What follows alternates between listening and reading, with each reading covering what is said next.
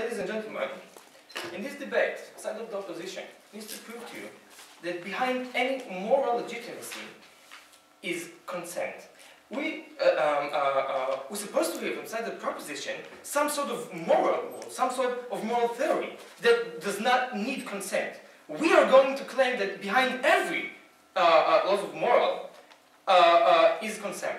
I'm going to explain about consent and social context and why this is the basis of the theory, and after that I will explain specifically why every moral theory has to be based on consent before the short rebuttal. Because all we hear from side of the proposition is the moral is objective, and people cannot judge from the objective point of view.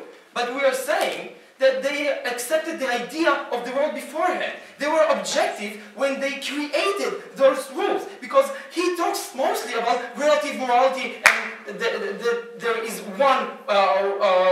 no one way to look at moral. We are saying I'm sorry, that those people, whatever they are, they choose those rules. They made those rules, they created those rules. After that, he's trying to tell us that consent is not objective but subjective, and we are saying, good, they created it. They do not have to judge it from objective point of view, because they created it, they accepted it, and they shaped it the way they wanted. He said that if it's objectively, if those rules, are objectively, therefore they are not real from some point of view. We are saying, why? If they created it, they make it real. This is the whole point. I'm sorry, we do not want to judge, we are not talking about judging the moral rules, we are talking about creating the basic of the moral rules.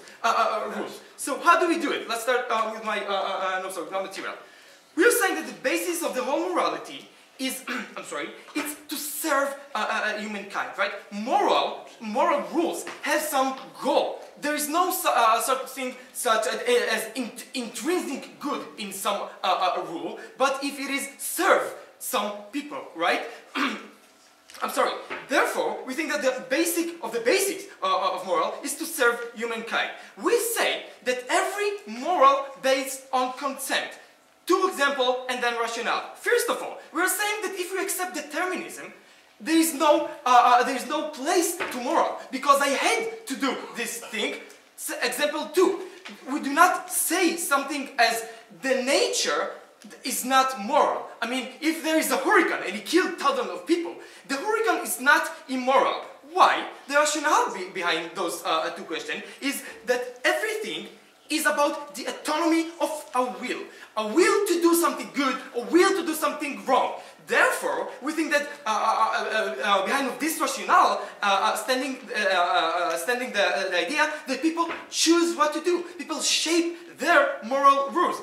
Human concept about how they should make decision. When we are talking about creating those rules, we are shaping the society, how society should act. And we think that this is all based on concept.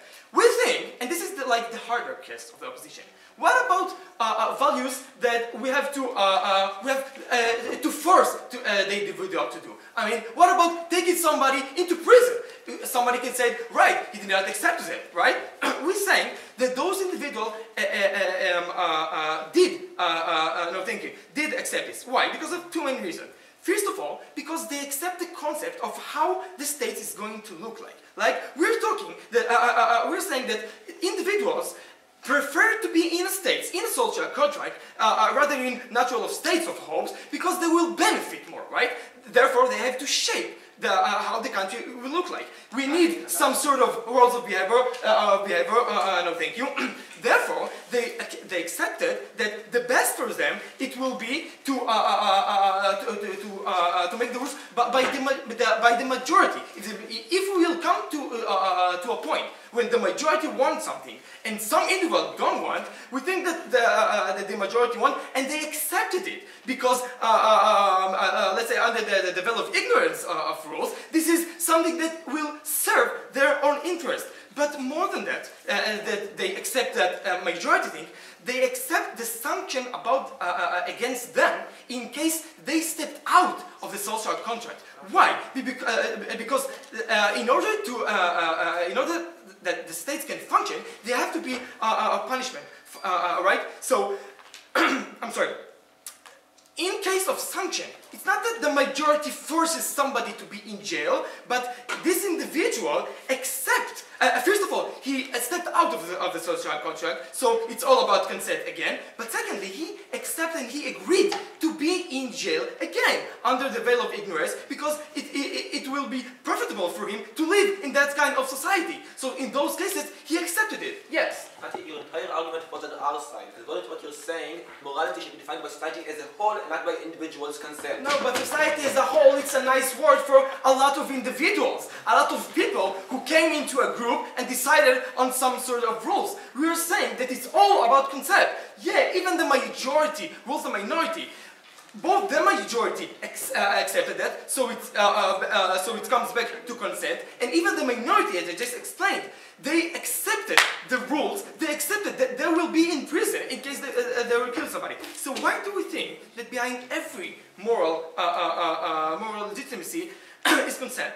Because we think that, as I explained, there is no moral that is not taken into account action of people, willing of people. It's all about judgment. There is no judgment, there is no punishment. If there is no willing to action, if there is no free will to do whatever you want, this is like the basics of human being. Secondly, we're saying that what is good and what is bad. What are the morals? What are the rules of morals? What the society should look like, determined by people. People choose how to do it. Legalization of marijuana, determined by people. Gay rights, determined by people. It's not inherent good or bad in marijuana or gay rights, but it depends on the consent of those people. Therefore, first of all, it's based on consent, but I'm sorry.